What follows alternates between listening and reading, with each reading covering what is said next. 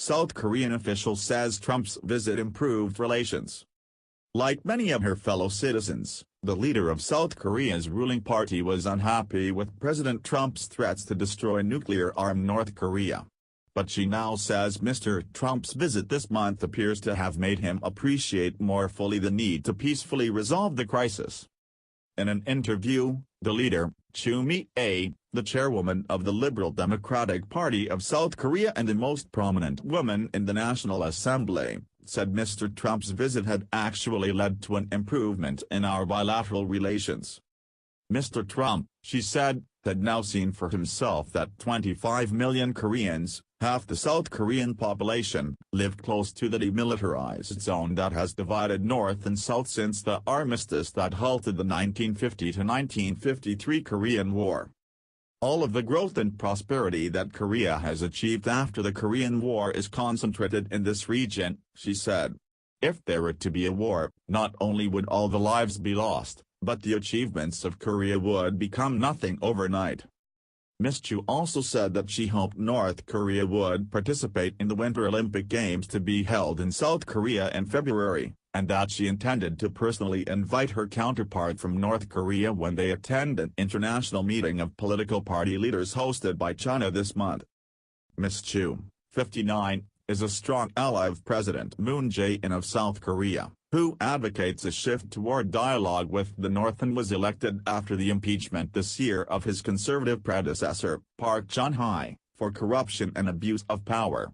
Ms. Choo spoke in an interview through an interpreter on Friday at the Korea Society in New York, where she also visited the United Nations to promote the Winter Olympics and offer assurances that they would be safe and secure. Mr. Trump, who in some ways is as much of a polarizing figure in South Korea as he is in the United States, has stoked fears of a nuclear confrontation because of his insults and threats against North Korea. He has warned of unleashing fire and fury against the country and has referred its leader, Kim Jong-un, as Little Rocket Man. But Mr. Trump largely avoided such invective during his brief visit to South Korea. In a November 8 speech to the National Assembly, Mr. Trump said he preferred diplomacy over force, a sentiment that was widely welcomed.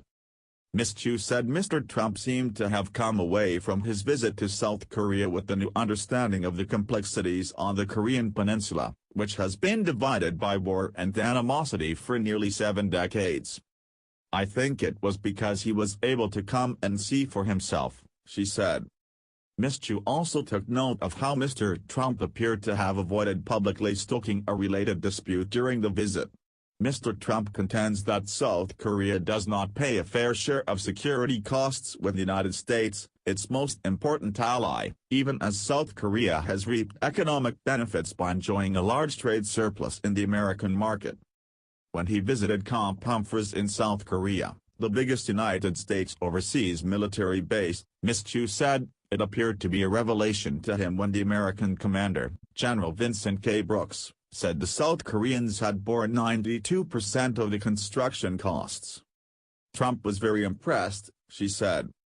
Asked how she assessed North Korea's relatively restrained behavior in recent weeks, Ms. Choo said she regarded it as significant and in a sense, a signal that the North may be seeking a way for a diplomatic opening to de-escalate. Of course this is my assumption and my hope, she said.